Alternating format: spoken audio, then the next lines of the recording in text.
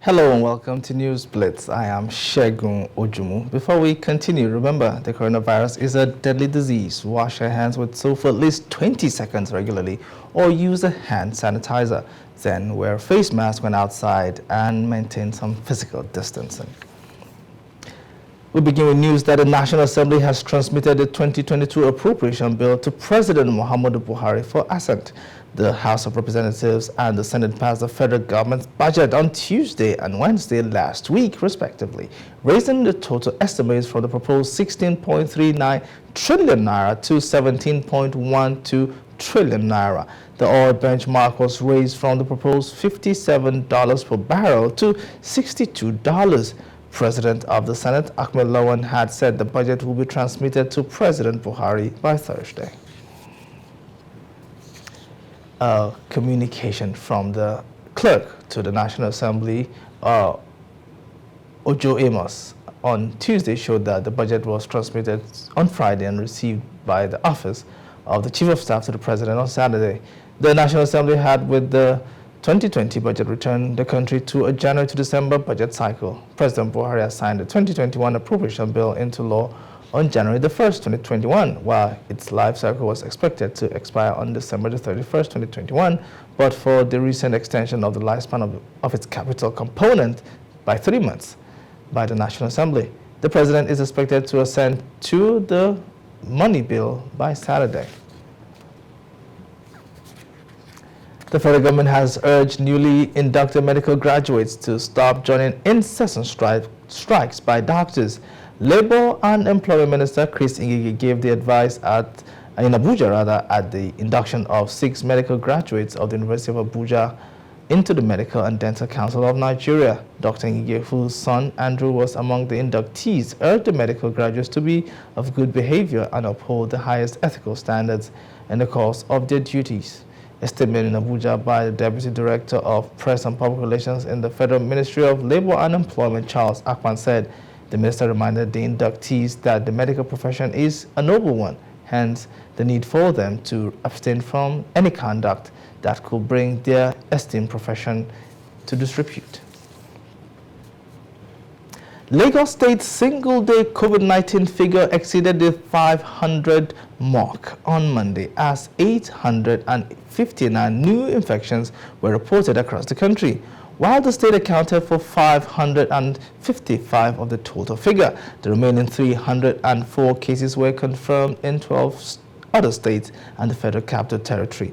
The Nigeria Center for Disease Control disclosed this in a Facebook post on Tuesday while giving an update on the pandemic, saying 2 more deaths have been recorded following the new infections reported. Nigeria has now confirmed a total of 238,420 since it reported its first case in February 2020.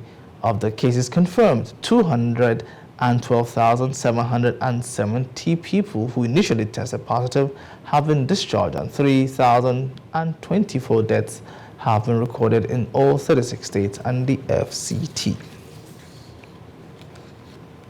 The federal government is set for the deployment of 12 Super Tucano jets against bandits as part of concerted efforts by President Muhammadu Buhari to end terrorism before 2023.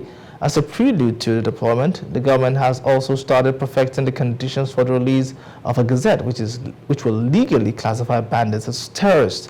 Already, government has secured a court order declaring bandits as terrorists, but the United States has not given a blank check to Nigeria on the use of the fighter jets. The U.S. has floated a monthly schedule to monitor deployment of the jets, the battlegrounds, and the purpose of the deployment. The Office of the Attorney General of the Federation and Minister of Justice last night confirmed that all the procedures were almost met. The Resource Center for Human Rights and Civic Education has called for the declaration of a state of emergency on security in parts of the country. At a press conference, the group's executive director, Ibrahim Zikirullahi, said invoking emergency powers will signal a fresh resolve to tackle the existential threat of insecurity. He expressed dismay over the gruesome killing of a serving commissioner in Katsina State, a member of the House of Assembly in Kaduna State, saying their deaths indicated that the perpetrators of these dastardly acts have no fear or respect for the capacity of the state to arrest, prosecute, and bring them to justice. Here's more on what he said.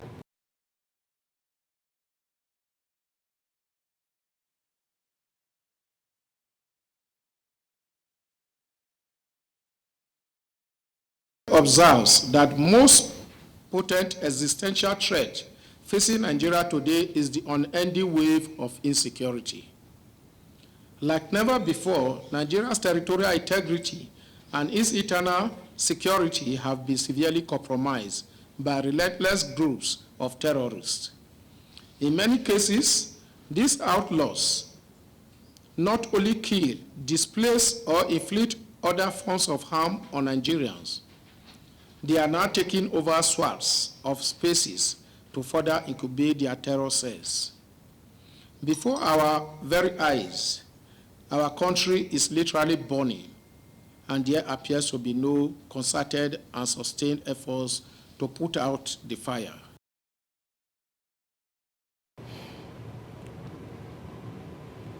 Insecurity has continued in several parts of the country unabated, even though the federal government says measures are being put in place to forestall insecurity or to ensure peace in the country. The National Assembly at various plenary sessions proffered ways to resolve them, but yet to no avail. Senate correspondent Atinuke Nuke spoke with lawmakers and some Nigerians. Here is what they feel. May the soul of the innocent Nigerians who lost their lives in this unfortunate national tragedy rest in perfect peace. Amen. Observing 1 minute silence is becoming a routine for both chambers of the National Assembly as wanton killings due to insecurity have continued unabated as the country's overstretched security forces struggle to contain a rise in attacks on several fronts. Although both chambers of the National Assembly has made several attempts to proffer solutions at various times and even asked President Muhammadu Buhari to declare a state of emergency due to the rising insecurity in the country. What then do Nigerians think about the Ninth Senate as regarding bringing a lasting solution to the reoccurring problem? I think this is beyond the Senate because as far as I'm concerned, the Senate can only appropriate funds to ensure that the security situation is curtailed or is tackled. But the responsibility of security of Nigerians lies with the federal government, and they are not getting it right. As far as I'm concerned, it goes beyond, giving them monies and appropriating funds. They should also create ways of ensuring that more boots are put on the ground to ensure that people are secured. There is no manner of resources that has not been allocated in order to curb the main needs of insecurity. Despite that, on a daily basis, what we hear, what we see, our experiences, our encounter has been that a very sad one.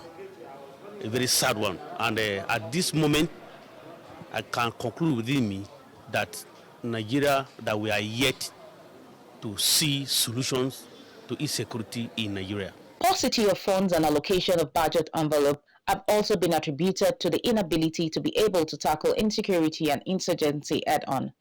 The Chairman Senate Committee on Army and other lawmakers speak.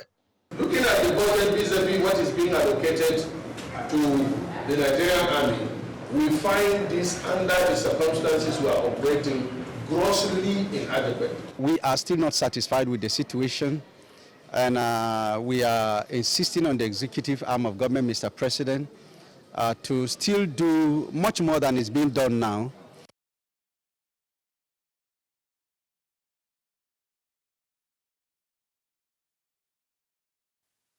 To boost service delivery to residents of the Federal Capital Territory, the FCT administration has commenced training of its staff on Information Communications Technology (ICT). So far, according to the administration, over 2,300 staff have been trained on basic ICT skills with the aim of running the capital city in line with international best practices.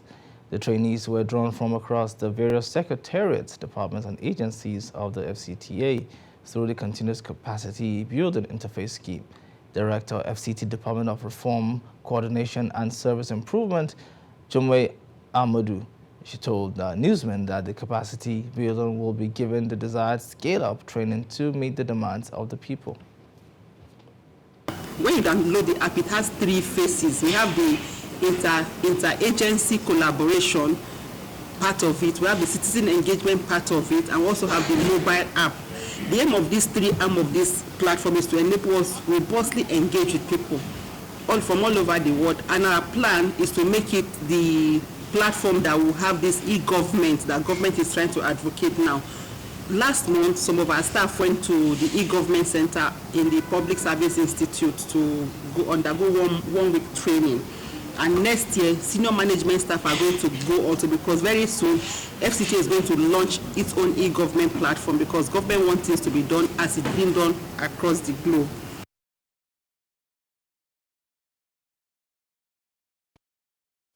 You're watching Newsblitz. We're live from Abuja. We'll be back with more reports after the short break. Stay with us.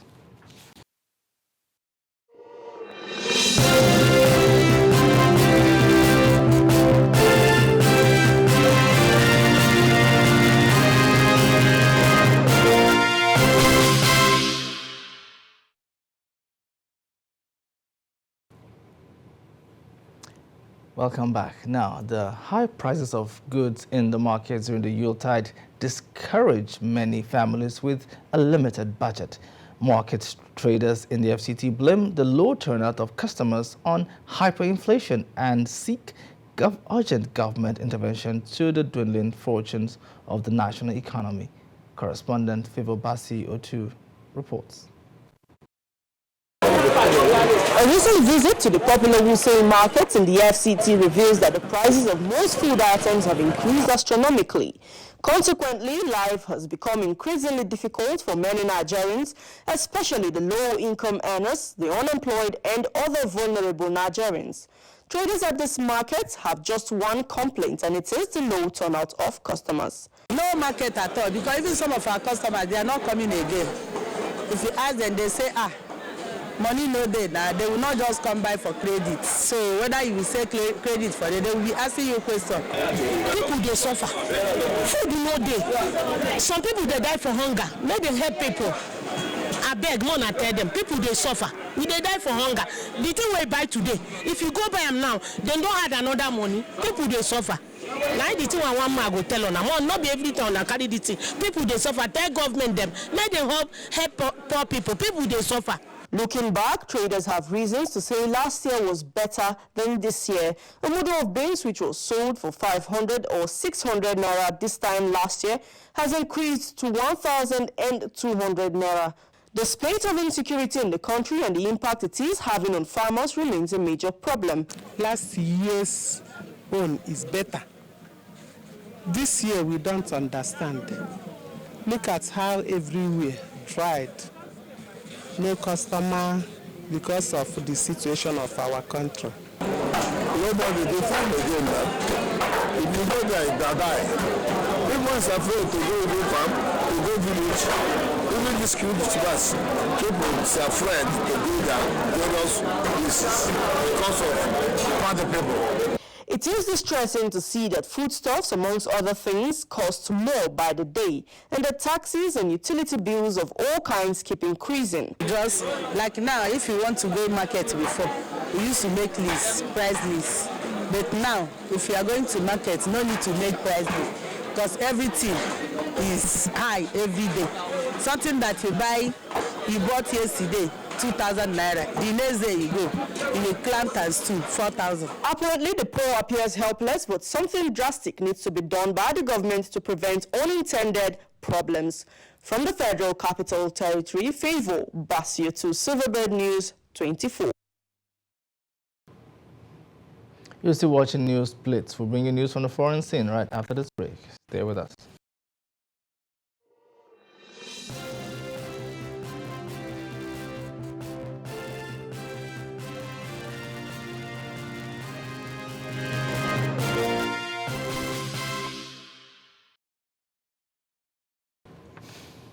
U.S. officials have halved the recommended isolation time for people with asymptomatic COVID-19 from 10 to 5 days amid a surge in cases.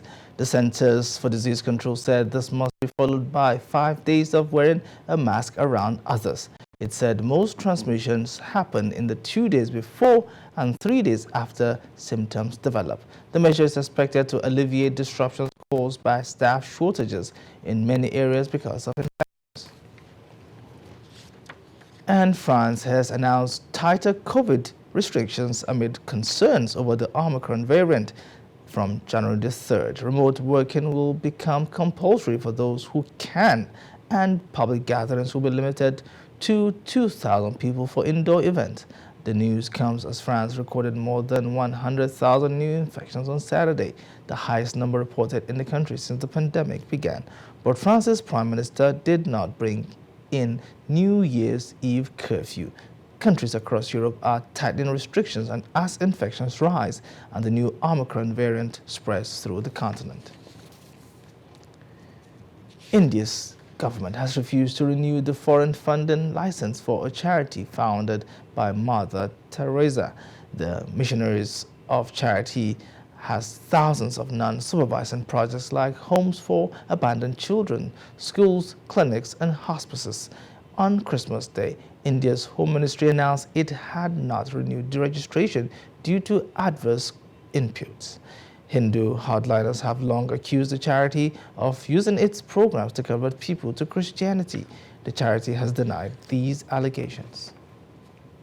Sports is coming up next.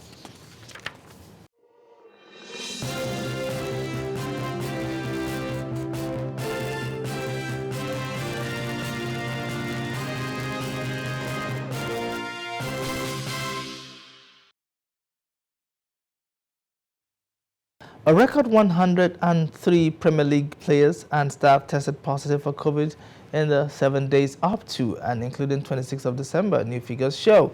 The previous weekly league record was 90 cases, announced a week ago. A total of 15,186 tests were carried out between the 28th and 26th of December as the Premier League has reintroduced daily testing of players and staff. 15 English top flight games have been called off so far during December because of coronavirus cases. Premier League and EFL clubs recently chose to fulfill festive fixtures despite ongoing COVID-19 disruption. Australian world #1 Dominic Thiem has pulled out of January's Australian Open with a long-standing injury, a wrist injury that is. The 28-year-old former world #3 has not played since he sustained the injury at June's Mallorca Open. The issue meant Thiem could not defend the US Open title he won in 2020, a month after reaching the Australian Open final. The Melbourne Park tournament begins on the 17th of January and will feature Britain's Andy Murray, who was given a wild card. And that's Newsblitz for today. Remember, the coronavirus is as deadly as ever. Please take responsibility by washing your hands with soap for at least 20 seconds regularly or use a hand sanitizer. Also wear face masks when outside and maintain some physical distance. And many thanks for watching. I am Shegun Ojumu. From me and the team here, have a great evening. Happy holidays. Bye-bye.